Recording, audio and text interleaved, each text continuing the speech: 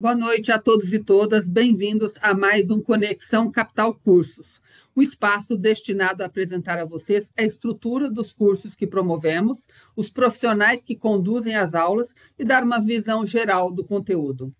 Vamos falar hoje de ágil em fusões e aquisições, um tema importante para o melhor aproveitamento de benefícios fiscais e para se proteger de eventuais penalidades da Receita Federal. Hoje, 75% das empresas que atuam com fusões e aquisições no Brasil garantem o aproveitamento fiscal do ágil. Por outro lado, estudos mostram que 30% das operações de M&A no Brasil foram questionadas por planejamento tributário abusivo. Meu nome é Giane Carvalho, sou diretora de redação da Capital Aberto e recebo hoje para falar do tema o professor Vitor Borges Polizelli, sócio da área tributária do KLA Advogados e professor no mestrado em Direito Tributário Internacional do IBDT. Ao final deste webinar, vamos disponibilizar no chat um cupom de desconto.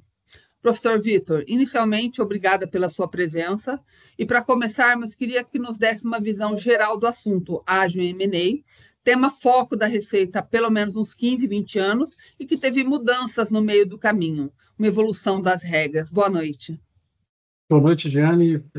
Um prazer, uma honra contar com esse espaço aqui para a gente fazer uma divulgação do curso e também uma honra conduzir esse curso lá para o público da Capital Aberto e atrai muitos profissionais de diversos ramos, né? E esse tema aqui, de fato, é muito importante sob muitas perspectivas, não só para advogados, mas para contadores, economistas, todo tipo de assessores envolvidos em M&A. E o ágil, de fato, é um tema muito presente em autuações e cobranças fiscais, pelo menos pelos últimos 20 anos, até 25 anos. Esse tema surgiu em 97, 96, 97, e de lá para cá, grande parte das autuações fiscais, os maiores valores de inscrição no CARP envolvem o tema do ágil. Esse ágil, né, ele pode ser visto como um benefício fiscal que surgiu aí na década de 90, como um estímulo às operações de M&A, as aquisições empresariais, sobretudo as privatizações, como se fosse uma antecipação de uma dedução fiscal ali, perfeitamente genuíno, está previsto na lei, mas talvez pelo valor e pela dimensão, virou um tema muito importante, né, e preferido aí da Receita Federal. No começo era muito mais fácil conseguir a dedutibilidade, a legislação não tinha amarrações que tem hoje, então grande parte do preço era simplesmente alocado para rentabilidade futura, discricionariamente, e isso gerou realmente um desequilíbrio, muitas controvérsias. A legislação mudou, o Brasil, né, a contabilidade evoluiu, a gente hoje tem normas do IFRS que estão aí desde 2009, e de 2014 para frente tem uma lei nova falando da alocação do preço, não só, né, permitindo levar tudo para a Goodwill, como era antes, tudo para a ágil. Hoje a gente tem uma alocação mais detalhada, o tema ficou mais sofisticado, e é curioso porque daí a discussão migrou, né? A discussão hoje em dia ela não está tão relacionada à alocação de preço, né, para onde ele vai, mas sim para outras questões laterais que a gente vai apresentar aí no curso. Esse tema ele continua, mesmo com as modificações, sendo muito presente na Receita Federal. Você citou as mudanças na lei, né, ao longo do tempo, e a lei de 2014, que me parece deu um entendimento mais claro sobre o que pode e o que não pode para reduzir o ágil. Mas ainda assim, sempre tem algum questionamento, né? A Receita sempre questiona alguns pontos dos acordos. Por que isso ocorre, professor? É até triste constatar isso, né? Porque deveria acontecer uma orientação da Receita Federal sobre o que seria o certo. E a gente até hoje não sabe exatamente o que é o certo, porque todas as operações acabam sendo questionadas por alguma perspectiva. O tema da alocação de preço, acho que depois de 2014 ficou muito mais correta, né? Hoje em dia tem aí algumas dúvidas, talvez, sobre a diferença entre enfoque contábil e fiscal, mas ficou muito mais preciso e correto, vai, uma coisa que talvez era muito pró-contribuinte no passado, e hoje estou mais pró-lógica econômica. Mas, e aí, depois disso, o debate mudou, né? A Receita Federal, acho que toda vez que toca com algum tema desses, infelizmente, inventa ou descobre ali alguma questão para questionar. Hoje em dia, tem temas novos aí, como o uso de empresa-veículo, a questão do real adquirente, especialmente em aquisições internacionais, quando o real adquirente é uma empresa estrangeira, me dizem que é uma empresa estrangeira, o uso de uma empresa brasileira para fazer a compra é um tema que acaba sendo questionado, e todo tipo de tema, compras alavancadas, né, compras que envolvem tomada de empréstimo para poder obter o caixa para fazer a compra, em posterior incorporação. De fato, esse tema é riquíssimo em termos assim, o fisco usa todo tipo de argumentação que lhe ocorre, e é ruim porque, no fim, é um benefício fiscal ou é uma questão de lógica do sistema, né? O vendedor vende a empresa e paga imposto de renda sobre o ganho, e esse ganho gera custo dedutível para o comprador. Então, o ágio nada mais é do que a dedução desse custo, né? Uma dedução alocada no tempo aí mais precocemente, talvez, mas não deveria gerar todo esse tipo de problema. Mas, enfim, é um tema repleto de assuntos aí para a gente discutir, sem dúvida. A gente está falando aí de mudanças na lei que tornam, que antes era um pouco mais flexível, agora está um pouco mais ajustado, com os termos mais claros. Mas eu queria saber um pouquinho do ponto de vista operacional. Como é que avalia aspectos técnicos e como é que isso vai ser dado no curso? Porque não basta só a interpretação da lei, né? Tem que saber aplicá-la, né? Sim, sim, sim, Giane. Realmente a gente, sabendo da importância dos detalhes técnicos aqui, nós vamos dar uma ênfase muito grande às questões, até mesmo contábeis, de alocação de preço. Vamos trazer muitos exemplos práticos de variadas situações para poder ilustrar. De fato, no começo era muito simples, simplesmente o sobrepreço era chamado de ágio, e hoje em dia existe uma preocupação de fazer uma análise mais detalhada da empresa que está sendo adquirida para quebrar essa empresa em pedaços, né, e explicar a compra, né? Não foi comprada uma empresa, foi comprado um imóvel, mais uma máquina, mais uma lista de clientes, mais um intangível, mais isso aqui. Cada componente da aquisição empresarial merece ser explicado e merece ter uma alocação de parte do preço, e isso vai influenciar no tratamento tributário, porque algumas coisas são amortizáveis em 5 anos, outras em 10, algumas coisas não amortizam, né?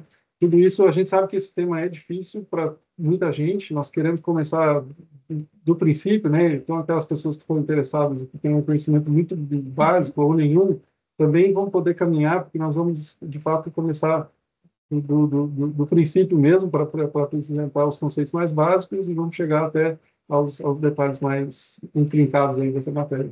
Essa era uma pergunta importante, porque realmente a complexidade é enorme, né? O olhar da Receita está sempre atento a qualquer movimento que suspeite que é uma colocação indevida por parte das empresas. Então, é importante que tenha essa base no curso e também o conhecimento mais a fundo. É essa a ideia do programa que vocês montaram.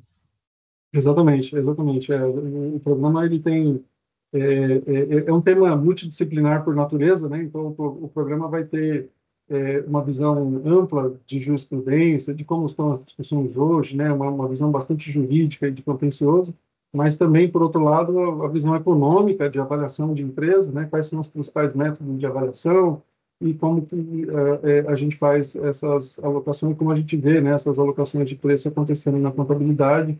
Vamos trazer aí exemplo dos principais operações de M&A que aconteceram nos últimos tempos e que fornecem para a gente aí um rico arcabouço de exemplos.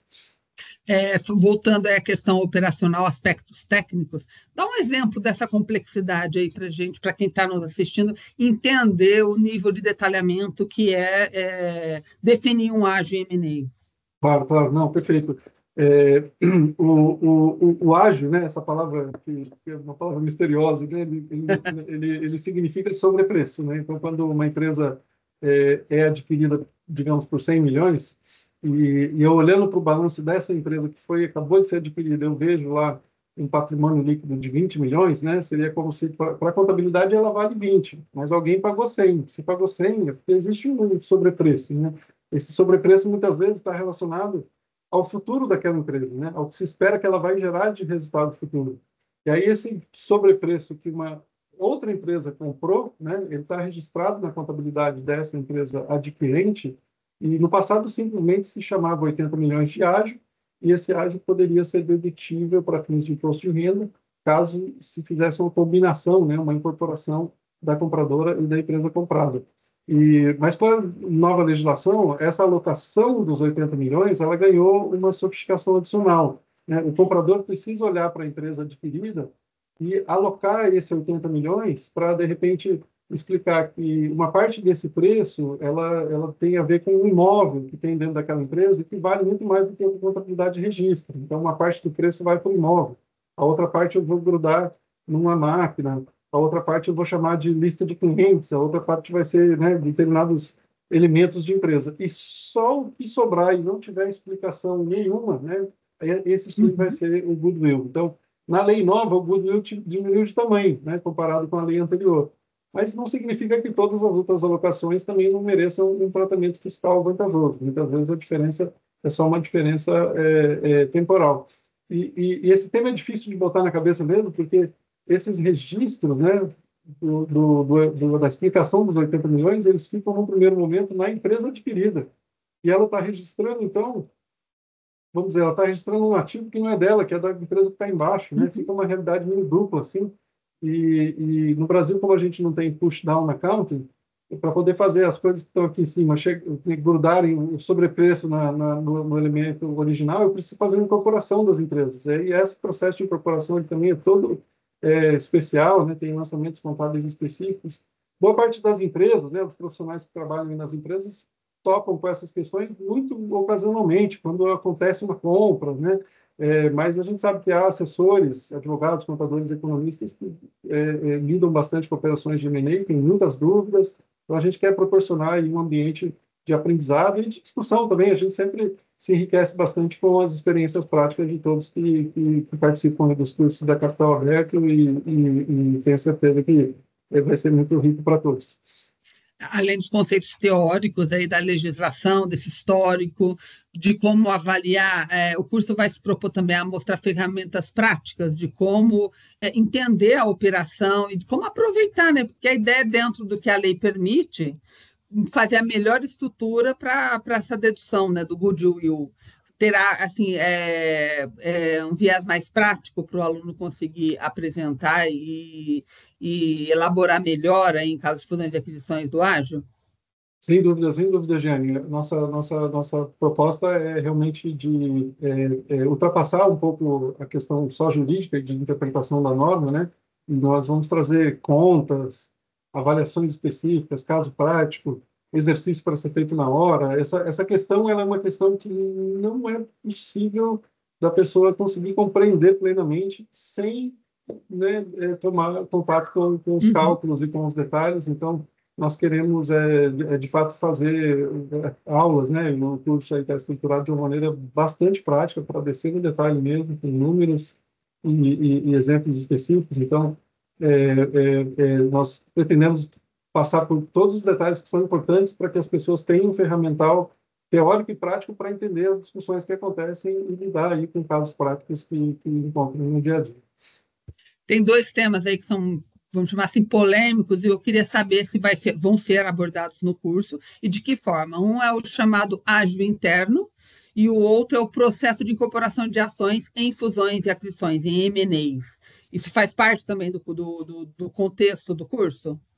Certamente, certamente. Esses são dois pontos adicionais, né, e laterais. Eles acontecem e aconteceram em alguns casos específicos, muitos casos, né, porque, como a Giane mesmo introduziu no começo, a quantidade de empresas que foram autuadas é de 30% das operações de M&A, então, de fato, é muito presente o tema do ágio.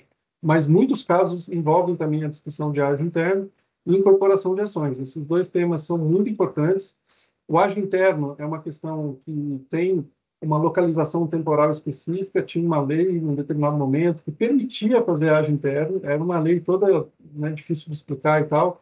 Ela foi revogada, mas depois disso o tema ágio interno ficou na cabeça das pessoas, né, e ele virou uma espécie de apelido, até um apelido pejorativo, que se usava para acusar determinadas operações como sendo uma operação que fosse feita integralmente dentro do grupo, que não houvesse pagamento de preço, ou que não houvesse exatamente aí uma situação econômica equilibrada. Ele acabou sendo um diálogo de argumentação do fisco, né? Então, a gente quer apresentar as duas modalidades de ágio interno, né? O ágio interno que existia e esse que depois virou uma espécie de argumentação assim gratuita. A segunda questão que você comentou, Giane, incorporação de ações, esse tema é perfeitamente assim, muito presente em empresas de capital aberto. A incorporação de ações é uma espécie de reorganização societária muito comum com SAs, porque, por uma razão societária até, né? Porque a incorporação de ações, societariamente, é um mecanismo que permite se fazer a junção de dois grupos grandes, né? E se fazer uma operação de M&A sem a necessidade de concordância de todos os sócios minoritários. Então, em muitas operações de aquisições grandes das últimas décadas, a maneira de implementar foi incorporação de ações. E aí, a incorporação de ações, de fato, ela cria um ágio dedutível, ela cria uma situação um pouco desequilibrada, porque ela cria um ágio dedutível fiscalmente, sem que os sócios tenham pago imposto. E em algumas das operações isso aconteceu, em algumas não foi assim, então até é importante separar aí o joio do trigo, né? Mas o fato de gerar esse desequilíbrio, né, de dedução sem tributação, causou também um grande enfoque sobre operações de incorporação de ações. Eu diria que 30% dos M&As foram autuados, mas provavelmente 100% das incorporações de ações foram autuadas, porque essa realmente é uma operação muito particular, e a gente quer trazer isso para todo mundo, para poder permitir o conhecimento no detalhe, né, desse tipo de operação também. Eu fiquei aqui com uma curiosidade. A lei que está valendo é de 2014, né? É a mais atual. Nesse período, ainda restou algo da lei que é questionável ou que permite uma interpretação dupla e que ainda não tem, digamos assim, uma jurisprudência em casos específicos, ou não? Ela está totalmente sedimentada do ponto de vista legal, de entendimento, na verdade, né? Eu acho que ainda leva mais uns bons 15 anos para estabilizar bastante. Só isso? Porque, não, de fato, o contencioso leva muito tempo, né? Um caso desses no CARF leva 8, 10 anos. Então, assim, hoje ainda tem julgamentos da lei antiga, né? E que foram autuações ali que aconteceram em 2012, 14, como leva 10 anos para julgar, né? E, então, de fato, como leva muito tempo para estabilizar, essa pode ser uma das explicações para aquele jargão de que no Brasil até o passado é incerto, né? Porque, assim, a lei melhorou muito a questão de alocação de preço, mas surgiram problemas novos, né? E esses problemas novos que estão em discussão, eles ainda vão levar bastante tempo para estabilizar.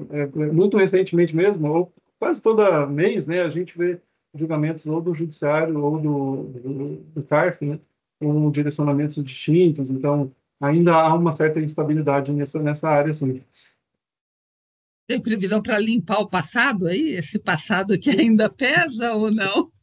Não tem Porque fim, 10 né? Não anos tem para um fim. julgamento, ou seja, é um tema que é a proposta do curso muito complexo mesmo, né? Sem dúvida, Porque são sem dúvida. processos no CARF muito lentos. Sim, sim, o professor Luiz Flávio, né, que foi conselheiro do CARF, vai abordar bastante a questão de jurisprudência. Ele participou de vários julgamentos importantes e, de fato, mesmo nesse último período em que muitos julgamentos foram parados, né, foram suspensos por causa da discussão do voto de qualidade, estava aí uma controvérsia.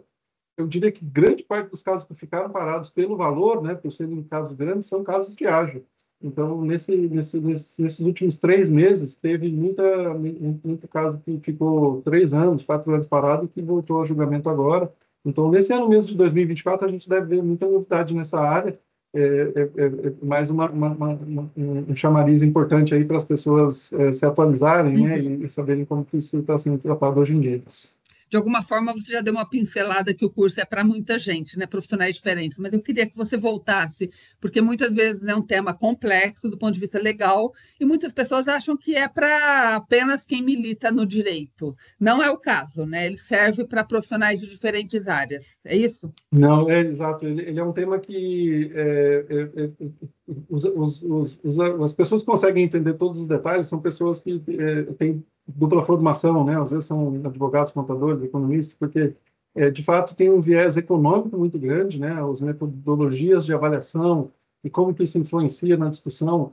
É um trabalho que geralmente em operações de M&A envolve assessores de investimento e economistas, né? Não é uma parte que o advogado e o contador entram muito. A contabilidade tem um papel tremendo, né, não só de avaliar a empresa que está sendo comprada, mas avaliar os impactos na adquirente e depois durante a incorporação e após a incorporação. Então, é um tema muito propício a contadores, auditores, assessores de uma maneira geral. E os advogados que estão envolvidos em operações de M&A, que vão redigir os contratos, né, precisam conhecer essa realidade. É um negócio, de fato, muito importante. os tributaristas que vão decidir aí as questões e as polêmicas, todo mundo que se envolve em operações de M&A precisa conhecer esse aspecto, ainda que seja até aquele advogado de M&A muito de societário, né, que não vai ter muita aptidão para lidar com as questões de cálculos. Às vezes é bom conhecer o que acontece do outro lado da operação, né, quais são os elementos. Hoje em dia, acho que todo mundo tem que sair um pouco da sua zona de conforto para arriscar adquirir um pouco mais de conhecimento interdisciplinar aí. Isso sempre faz muito bem a todos. Perfeito. Lembrando a todos que nos acompanham que no chat do webinar já está disponível o cupom AGIL15, com desconto para quem se inscrever no curso conosco até sexta-feira, dia 21. Além do professor Vitor, que está aqui, o curso também terá participação, e o Vitor citou, do Luiz Flávio Neto, que é professor e coordenador do Instituto Brasileiro de Direito Tributário, IBDT, consultor em impostos corporativos, contabilidade societária, tributação internacional e preços de transferência. Nosso tempo está se esgotando, eu queria aí deixar o espaço aberto para você, além de agradecer, para uma última mensagem sobre a importância, a relevância de ter os conhecimentos claros e conhecer as ferramentas para um bom goodwill aí, que não dê problema depois. Sim. Para que todo mundo tenha mais valor, né? E tenha mais goodwill depois de fazer esse curso. Eu diria que na área federal, né, em matéria de imposto de renda de pessoa jurídica, sem dúvida nenhuma, é o tema mais falado, é o tema mais importante, é o tema que envolve valores, né, muito substanciais em autuações, discussões de M&A e tudo mais. Então, para as pessoas que trabalham nessa área ou que até querem, né, entender um pouco mais e querem talvez migrar para trabalhar nessa área, é fundamental conhecer os aspectos mais básicos e mais complexos, né? E a gente quer, de fato, pegar as pessoas desde o começo para falar de equivalência patrimonial, entender como é que são montados os balanços, os registros e tudo mais, para passar por todos os aspectos econômicos e contábeis necessários para que as pessoas entendam o que está acontecendo, né? Quais são os valores em jogo. Então, o curso, de fato, vai permitir uma visão plena, né, um conhecimento total das questões envolvidas. Eu sou advogado e contador, o Luiz Flávio é advogado, mas tem uma experiência incrível ali na parte de jurisprudência, então nós dois juntos aí conseguimos cobrir com bastante detalhamento, né, todas as áreas do conhecimento que são importantes, e a gente quer sempre provocar as pessoas a participarem, a compartilharem suas experiências. A gente gosta muito de fazer aula de modo interativo, né, para que todo mundo siga junto e cresça junto. De fato, com tudo e com isso, né, a gente espera que as pessoas conheçam todos os detalhes técnicos e consigam também receber uma atualização sobre esse tema, né? Às vezes até pessoas que já têm um conhecimento e sabem como é que funciona, pode ser que não tenham acompanhado muito bem a jurisprudência dos últimos anos e tal. Então, eu diria que até pessoas que queiram receber uma atualização sobre esse assunto e saber como é que tem sido as principais práticas hoje de mercado, nas operações de M&A. A gente tem muita experiência prática, né, na nossa prática profissional em operações de M&A, então a gente consegue trazer aí uma visão teórica e prática bastante completa. Tenho certeza que todos vão aproveitar bastante. Ok, professor, novamente, obrigada aí pela sua participação. Queria agradecer a todos que nos acompanharam. Uma boa noite e até o próximo Conexão Capital Cursos. Obrigado, Jânio. Boa noite a todos.